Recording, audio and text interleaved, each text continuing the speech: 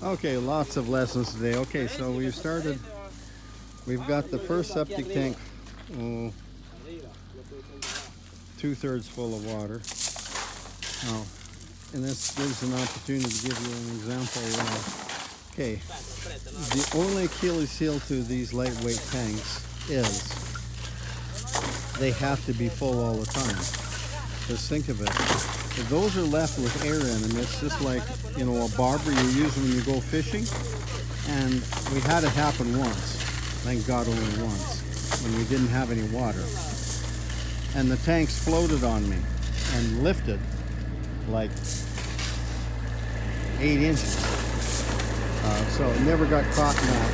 In fact, here we started filling it full of water before, well, of course, that's also why we have the tarp over top of this, is so that water couldn't go into the holes. Now, here we're dumping the crushed rock in.